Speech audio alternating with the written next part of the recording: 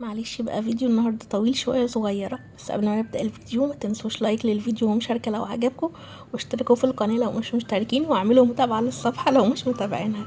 انا عملت السبونج ونزلت لكم فيديو السبونج بعمله من غير بيكنج باودر ولا بيكنج صودا ولا اي محسن كيك، وشايفين طبعا النتيجه قدامكم واضحه اهي، وهش وخفيف وفلافي كده في الايد، طري خالص. المهم ما لقيتش عندي طبق هيبقى مقاس التورته، فجبت كده قطعه من الكرتون وغلفتها بكيس تلاجة ودهنت عليه كده كريم شانتيه، وبدات بقى اركب الطبقات فوق بعض. انا قسمت السبونج، كنت عاملاه في صاج مقاس 37 في 25، فقسمت السبونج بالنص، عملت فانيليا وعملت شوكولاته. بدات بقى بطبقه الفانيليا والكريم شانتيه بضربه من غير سكر، لو حابين تضيفوا سكر براحتكم، بس انا اي حاجه بتتسقى شربات او السبونج عموما او التورته عموما بعمل الكريم شانتيه بدون سكر. بشتري كريم شانتيه خام من عند العطار، وعشان الكريم شانتيه يطلع متماسك معاكم ده بيرجع لنوعيه الكريم شانتيه. في نوع اسمه هايبر من المتحده، وفي كمان سمعت ان كواليتي تارجت الكريم شانتيه بتاعها كويس. بجيب كمية الكريم شانتيه وبخفقه مع مية مثلجة، بكون حاطة المية في التلاجة في الفريزر قبلها بشوية، بزود منها بالتدريج على الكريم شانتيه حسب القوام بقى اللي انا عايزاه. انا اللي بكون ماسكة المضرب، وانا المتحكمة في الكريمة، فانتي بقى او العين او الايد هي اللي بتكون متحكمة في القوام اللي احنا هنستخدمه. بضيف عليها كمان مع الخفق باكو من الفانيليا، او ممكن قطرتين من الفانيليا السايلة. بجهز الكريمة وبسيبها على جنب، وبجيب بقى الحاجات او السائل اللي انا هسقي بيه او هشرب بيه الاسبونج.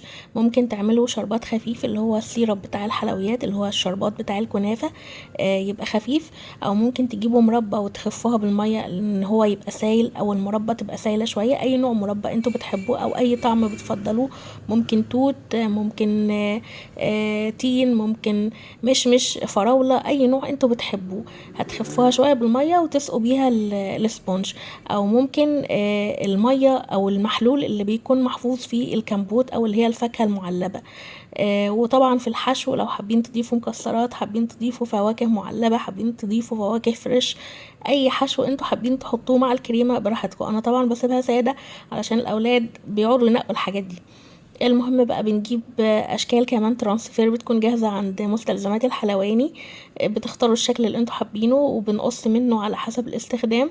وبنسيح بقى الشوكولاتة، انا بجيب قطعة من الشوكولاتة بحط عليها قطرتين كده من الزيت، وبجيب حلة صغيرة على اصغر عين على نار هادية خالص، بحط الحلة اللي فيها المية وبحط فوقها الشوكولاتة على طول، وبفضل سايبة النار هادية، فالشوكولاتة بتسيح بسرعة، وبعدين بنملى بيها بقى الفراغات بتاعة الترانسفير دي وبنسيبها في الفريزر لحد ما تتماسك. لو حابين تشوفوا اشكال اكتر للشوكولاته، او ازاي نعمل اشكال من الشوكولاته، وازاي نقطع الفواكه اللي هنزوق بيها او هنزين بيها التورته، هتلاقوا على القناه فيديو لاشكال الشوكولاته وفيديو لطريقه تقطيع الفاكهه اللي بنزين بيها.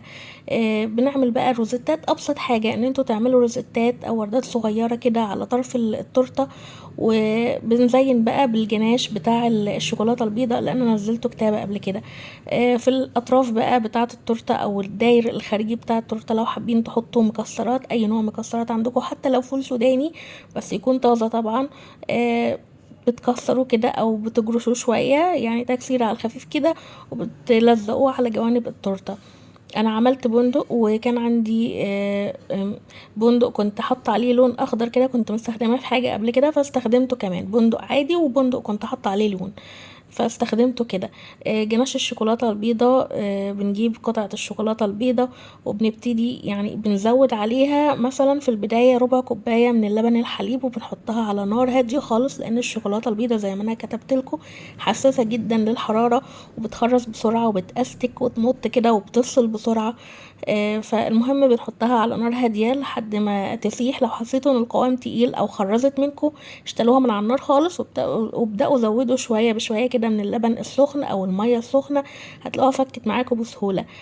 هتضيفوا عليها كمان ربع معلقه صغيره او نص معلقه صغيره حسب الكميه اللي انتوا عاملينها من الجيلاتين الباودر، تدوبوها معاها قطرتين كده من اي لون طعام، ويدوب تقلبتين كده علشان تعمل تمويجه في اللون. تركبوا بقى الاشكال او الفواكه اللي انتوا عملتوها على التورته من فوق حسب بقى ذوقكم وحسب الشكل اللي انتوا حابين يطلع بيه التورته في النهايه. كان عندي عنقود عنب صغنطوط كده، بس طالما هنستخدم فاكهه يبقى لازم نستخدم جيلي تلميع بيحافظ على الفاكهه اطول فتره ممكنه. جيلي التلميع ده بيتباع عند او موجود عند محلات مستلزمات الحلواني، في بيبقى على السخن وفي على البارد، فدوت بيبقى جاهز. اللي انا جايباه ده جاهز على الاستخدام على طول، بتبله منه الفرشة كده وبتلمعوا بيه الفاكهة، بيحفظ الفاكهة وفي نفس الوقت بيديها ريحة حلوة، ريحة التورت والجاتوهات اللي في المحلات كده، وكمان بيخلي طعمها حلو شوية. آه شايفين طبعا الاسبونج طالع هش وخفيف ازاي، وشكله واضح ان هو منفوش خالص ومليان هوا. اثناء التزيين تحاولوا قدر الامكان طبقة الكريمة تكون قريبة من حجم طبقة الاسبونج. الفيديو ده تقريبا شامل كل الاساسيات اللي هتستخدموها في تزيين التورت والجاتوهات.